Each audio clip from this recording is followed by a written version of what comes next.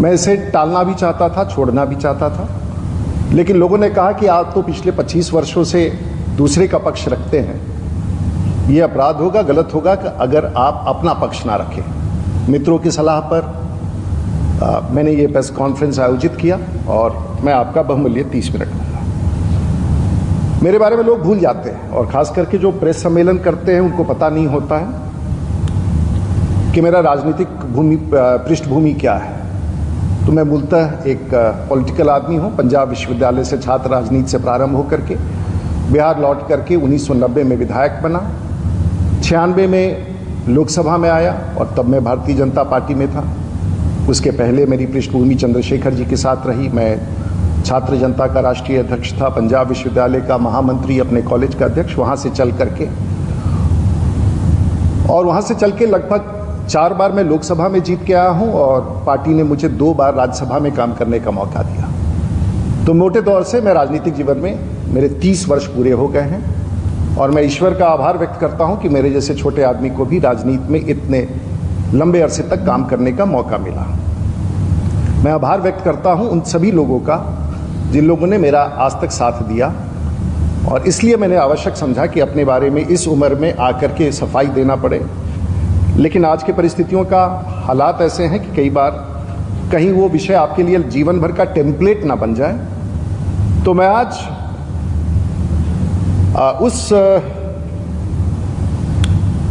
राजनीति से जो राजनीतिक ताकत दिखा करके लोगों को असहाय करते हैं, मैं उनकी आवाज़ के रूप में आया हूं, जिसके खिलाफ कोई आवाज़ नहीं उठा सकता है, कोई बोल नहीं सकता है। और उसका कारण मैं बताऊंगा।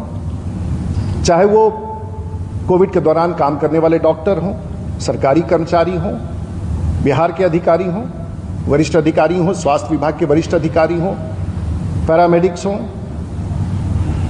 दवा के दुकानदार हों और बहुत सारे लोग जो व्यवसायी हों, जो डर से नहीं बोल सकते हैं, मैं उनकी आवाज़ बन के, वैसे पुलिस के अधिकारी, वैसे लोग जो दमन के शिकार हुए हैं पिछले 30 वर्षों में, उनका वकालत लेके आया हूँ। और मैं ऐसे ही कोई बात नहीं रख रहा हूँ। मेरा व्यक्तिगत किसी से कोई झगड़ा नहीं है। राजनीतिक जीवन में मैंने कभी किसी से झगड़ा नहीं किया है, मैंने किसी का बुरा नहीं किया है। लेकिन जो सच है, और बिहार के मुख्यमंत्री एक बार हमेशा ये कहते हैं कि कानून का राज्य होना चाहिए। हमारा भी ऐसा मानना है कि कानून का राज्य होना चाहिए और इसलिए मैं आपके बीच में आया हूँ। ये सचमुच अगर संविधान पर भरोसा है और हम सब पर भरोसा है तो हम सब लोगों को, मैं किसी का नाम नहीं लेना चाहूँगा क्योंकि, लेकिन फिर भी संदर्भ आया था और जिस दौरान ये चर्चा हुआ उस समय एक प्रकार का उत्तेजना था। असत्य के बीच में बहुत सारे तथ्य ऐसे रखे गए जो कोई सुनने के लिए तैयार नहीं था और भावनाओं में बह करके कुछ ओपिनियन बनाया गया। इसलिए मैंने 8 दिन का समय दे दिया और मैंने कहा कि 8 दिन के बाद मैं तथ्य रखूंगा ताकि आप भी शांति से मेरी बात सुन सकें। जो सही हो, मैं अगर गलत हूं तो गलत ही होऊंगा। गलतियां तो सबसे होती है, लेकिन वैसी गलती जो आपराधिक रूप से हो, मैं नहीं समझता हूं कि मैं करने का कभी मैं उसकी ताकत रखता हूं या मैं उसकी उस तरह से हूं। बहुत सारे ऐसे तथ्य प्रकाश में आए हैं जिसका मैं आपके सामने लाना चाहूँगा। और मैं नहीं जानता हूं कि बिहार की सरकार ने या देश की सरकार ने किसी पूर्व सांसद को कैसे ये अधिकार दिया कि वो बिहार के कॉन्शियंस कीपर हो जाएं और इंस्पेक्टर हो जाएं, डीजी हो जाएं, क्या हो जाए नहीं जान जाएं, जगह जगह अस्पतालों में जाकर के सिर्फ बुराइयां ढूंढना। कमियां हो सकती हैं, देश भर में बहुत सारी स्थिति हैं, सब राज्य सरकारें लगी हुई हैं अपनी अपनी ताकत से, सब लोग लगे हैं। अगर कोई ये दावा करता है कि मैं ही लगा हूं तो ये अनुचित है। बहुत सारे ऐसे लोग हैं जिनके बारे में हम जानते नहीं हैं। ऐसा क्यों है कि सिर्फ राजनेता ही दिख रहे हैं कि वो काम कर रहे हैं, बाकी सब लोग चुप हैं। जो पत्रकार, बिहार ने तो जर्नलिस्ट को फ्रंटलाइन वर्कर्स का दर्जा दिया। जो पत्रकार इस समय हमें आके बाहर के वीसी पर देख रहे हैं, सब अपने अपने तरीके से कंट्रीब्यूट कर रहे हैं। देश की सरकार, भारत की सरकार, राज्य की सरकार, सभी लोग लगे हैं। ये आपातकाल की स्थिति है, स्वास्थ्य का आपातकाल है, हम सब लगे हैं। तो चलिए मैं आपको बताऊं कि जिस व्यक्ति के बारे में बात कर रहा हूं लोग भूल चुके हैं। अपराधी अगर किसी मंदिर में बैठ जाए तो संत नहीं हो जाता। और यहां मैं उसी विषय को दोहराना चाहूंगा और मैं आपको शुरू करूंगा। हम और आप चुनाव लड़ते हैं, चुनाव में एफिडेविट देते हैं और वो सबसे सही माना जाता है। तो मैं ये एफिडेविट के बारे में बताना चाहूँगा कि हमारे मित्र का एक एफिडेविट था और ये एफिडेविट की प्रति है और उनके पृष्ठ हैं। ये पृष्ठ हैं 32 आपराधिक मुकदमे का जो उन्होंने स्वयं स्वीकारा है, लेकिन ये कॉन्शियंस कीपर हैं बिहार और देश के, इसके बारे में कोई नहीं पूछता है। और ऐसे ही अगर आप देखेंगे तो पन्ना खत्म हो गया है अपने बारे में हस्ताक्षर करके कि मैं कितने अपराधों से जुड़ा हूं। मैं भी राजनीतिक व्यक्ति हूं, मुझे भी खंगाल लीजिए, और मैं भी 30 साल से राजनीति में हूं। और मैं सिर्फ एक पन्ना दिखाना चाहूंगा मेरे एफिडेविट में, अभी तक खाली है। मैं ईश्वर से यही प्रार्थना करता हूं कि अपने राजनीतिक जीवन में मुझे अपराध और अपराधी की श्रृंखला में न जाना पड़े। ईश्वर मुझे ताकत दे कि ऐसे ताकतों के खिलाफ मैं लड़ता रहूं। मैं जानता हूं कि अपराधी के खिलाफ तो कार्रवाई करना आसान होता है, लेकिन राजनीतिक अपराधी के खिलाफ कार्रवाई करना संभव नहीं होता है, क्योंकि उसके पास उसी ताकत का, राजनीतिक ताकत का संरक्षण मिलता है। और उस राजनीतिक संरक्षण के सामने हम सब भी झुक जाते हैं, शासन भी कई बार झुक जाता है और दबदबे के साथ ताकत दिखा करके शासन के लोगों को भी झुकाने का प्रयास करता है ताकि आपराधिक पृष्ठभूमि समाप्त हो जाए। ये अपराध सामान्य नहीं है साहब। मैं नहीं बोलना चाहता था, मेरा कोई लेना देना नहीं। वो मधेपुरा की राजनीति करते हैं, मैं सारण का राजनीति करता हूं। और मैं आभार व्यक्त करना चाहूंगा सारण कमिश्नरी के लोगों को और उत्तर बिहार के लोगों को। हम अपराध की दुनिया से अलग हैं, शांति में हैं, हम ना कोई दंगा चाहते हैं। और हमारे हर समाज के लोग सारण जिला में सुख शांति से रहते हैं, चाहे किसी भी पॉलिटिकल पार्टी के हों, कोई भी विधायक हो, आरजेडी का हो, कम्युनिस्ट का हो, कहीं का हो। हम सब चुनाव तक लड़ते हैं और चुनाव के बाद जाकर के हम सब लोग साथ मिलकर विकास का काम करते हैं। और आज तक मेरे पॉलिटिकल लाइफ में मुझे, आप सबको पता है कि मैं सारण का सांसद रहा हूं, छपरा का सांसद रहा हूं। मेरी लड़ाई बहुत ताकतवर लोगों से हुई है, लेकिन एक सीमा के नीचे मेरे जिला में कोई नहीं गया। और मैं उन लोगों का नाम नहीं लेना चाहता हूं। मैं इतना जरूर कबूल करूंगा कि एक आपराधिक रूप से कभी किसी ने पॉलिटिक्स नहीं किया मेरे जिला में, और मैं उन लोगों का आभार व्यक्त करता हूं जो सीमा। तो ये चलिए आप इनका एक पृष्ठभूमि देखिए। और ये पत्रकारों के लिए, जब आप ऐसे व्यक्तियों का 70 धाराएं हैं 31 केसेस में, और ये डकैती का है, राइटिंग का है, आर्म्स का है, थेफ्ट का है, कॉन्स्पिरेसी का है, क्रिमिनल इंटिमिडेशन का है, एब्डक्शन का है, ब्राइबरी का है, पब्लिक ऑर्डर। शायद सीआरपीसी और आईपीसी का कोई धारा बचा नहीं है जो हमारे मित्र के नाम पर नहीं है, लेकिन सब लोग भूल गए हैं। और पिछले 30 साल में ये सभी कई केसेस चार्जशीट हो चुके हैं, कई के कॉग्निजेंस हो चुके हैं, कई पर अब भगवान जाने कैसे कोई। और मैंने खंगाल डाला पूरी दुनिया के राजनेताओं के इतिहास को, पूरी दुनिया में। और मैं न Guinness book of world record में, न Limca book of world record में, कोई भी दुनिया का ऐसा पॉलिटिशियन नहीं होगा जिसकी ये आपराधिक भूमि हो, आपराधिक बैकग्राउंड। मुझे बहुत खराब लगता है, उनके ही परिवार हैं, बच्चे हैं मुझे, लेकिन मैंने उनको बुलाया नहीं था अपने यहाँ। मैंने उनको नहीं कहा था कि मेरे यहाँ आकर के कीजिए। मैंने कोई गलती नहीं की थी उस विषय पर भी। और मैं अपोलोजेटिक नहीं हूं, मैं दावे के साथ कह रहा हूं कि मैंने। तो इतना आपराधिक मामला, कोई भी धारा नहीं बचा है अगर ध्यान से देखेंगे, और वो सब छिपा हुआ है, कोई जानता नहीं है।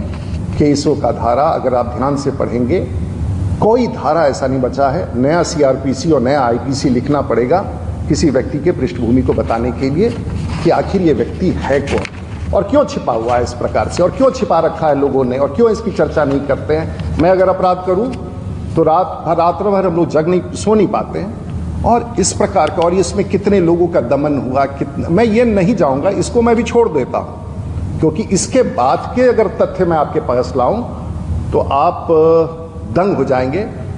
आगे का इंतजार कीजिए, हम सब लेके आएंगे।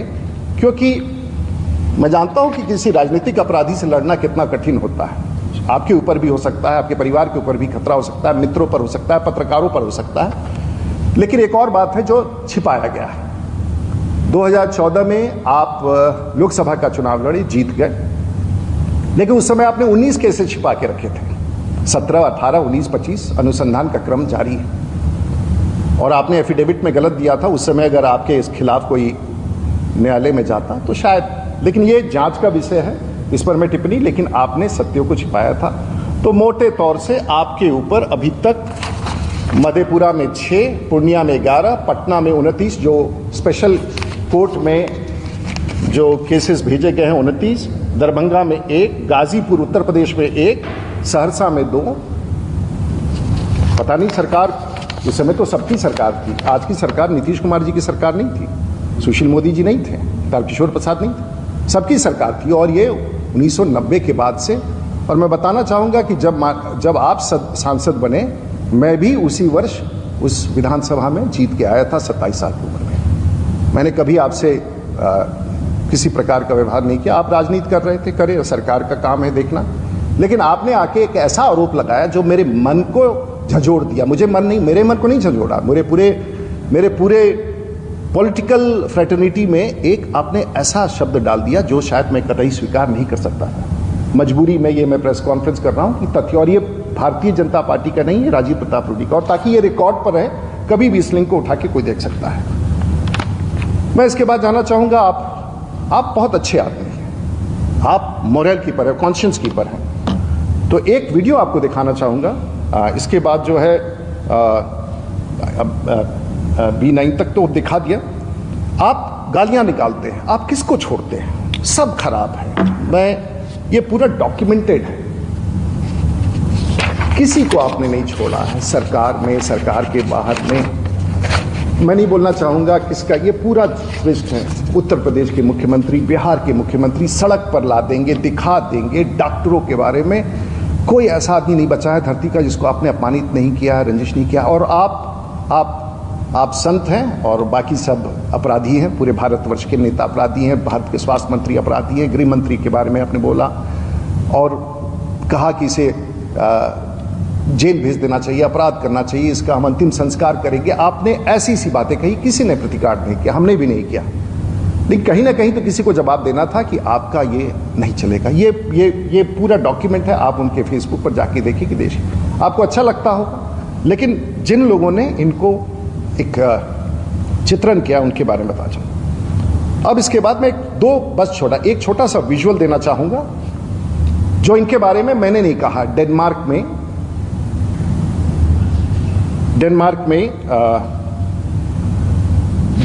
में किसी ने जाने के बाद, ये गलत हो सकता है लेकिन मैं नहीं जानता हूं कि अर्नब गोस्वामी इतना बड़ा गलती क्यों करेंगे। आप देख ले इसको, 30 सेकंड का है, सिर्फ याद कराने के लिए कि ऐसे भी लोग हमारे राजनीतिक जीवन में हमारे सलाहकार हैं और हम एक कॉन्शियस कीपर, हमें गाइड करते हैं पॉलिटिक्स के बारे में, राज्य शासन को, मुख्यमंत्री को। ये आप सुन लीजिए, 10 सेकंड का है, उसके बाद।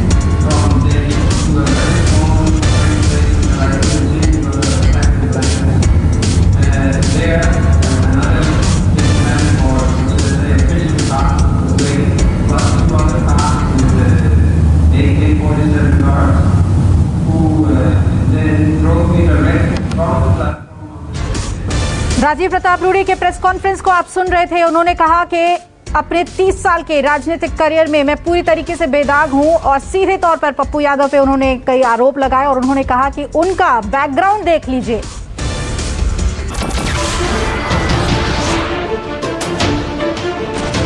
नमस्कार, मैं हूं मानक गुप्ता।